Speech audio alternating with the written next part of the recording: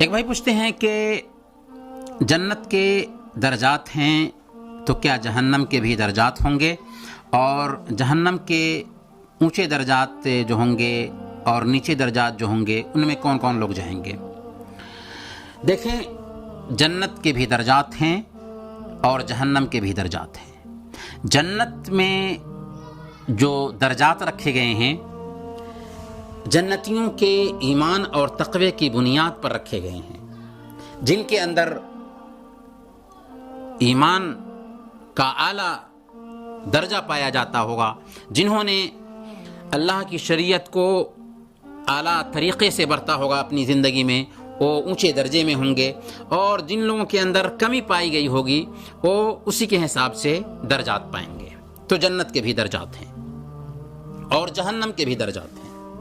جہنم کے درجات کے حوالے سے یہ بات یاد رکھیے کہ جہنم کے سب سے نیچے والے درجے میں منافقین جائیں گے، جس کے بارے میں اللہ تعالیٰ نے قرآن کریم میں بھی ذکر کیا ہے، ان المنافقین فی الدرک اسفل من النار، کہ منافقین جہنم کے سب سے نیچے والے درجے میں ہوں گے۔ اور جہنم کے سب سے اوپر والے درجے میں یا پہلے درجے میں کون ہوگا؟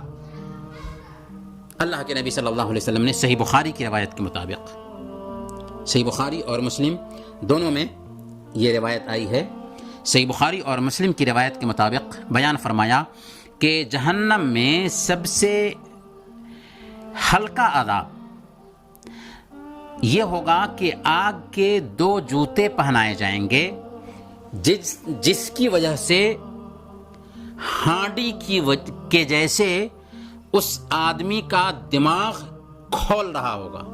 آگ کے 2 جوتے پہنائے جائیں گے ایسے انسان کو جس کو سب سے ہلکا عذاب ہو رہا ہوگا۔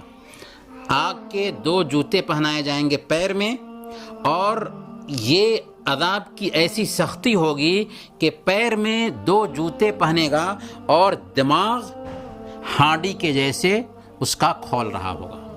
وہ سمجھے گا کہ یہ عذاب سب سے زیادہ مشکل ہے، حالانکہ جہنم کا یہ سب سے ہلکا عذاب ہوگا۔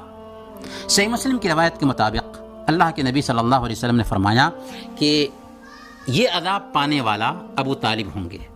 ابو طالب چونکہ اللہ کے نبی صلی اللہ علیہ وسلم کی بہت دفاع کرتے تھے، لیکن انہوں نے اسلام قبول نہیں کیا، اسی لیے ان کو جہنم میں تو جائیں گے لیکن جہنم کا سب سے ہلکا عذاب دیا جائے گا۔ گویا کہ جہنم کے سب سے ہلکا عذاب کو پانے والے یہ ابو طالب ہیں، اور سب سے نچلے درجے پہ سزا پانے والے منافقین ہیں۔ وصلی اللہ علیہ نبینا محمد وعلی آلہ وصحبہ اجمعین۔